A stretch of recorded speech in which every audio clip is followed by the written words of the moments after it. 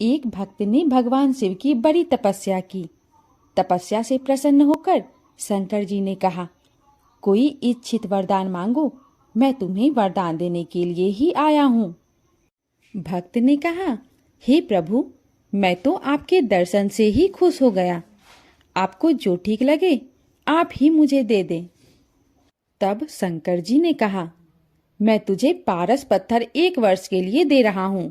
तुम जितना चाहो लोहे से सोना बना सकते हो। वर्ष पूरा होने पर मैं इसे ले जाऊंगा। ऐसा कहकर भगवान शंकर गायब हो गए। भक्त खुश होकर पारस पत्थर को अपने घर ले आया। सोचने लगा, 1 वर्ष तो है, इतनी जल्दी क्या पड़ी है। अब 6 माह बीत गए, पर भक्त ने उसका उपयोग ही नहीं किया। जब भी उसके मन में पारस से सोना बनाने की बात आती तो सोचता, अभी तो बहुत समय है, यह काम तो 1 क्षण में कर लूंगा। इस प्रकार 3 महीने और बीत गए। फिर 1 महीना और बीता, पर हर बार वह यही सोचता कि अभी ऐसी कौन सी जल्दी है, अभी काफी समय बचा है, कभी बना लेंगे। अब वर्ष का अंतिम दिन आ गया, मगर उसे ख्याल ही ना था। दरअसल अब उसे ऐसा सोचने की आदत सी हो गई थी।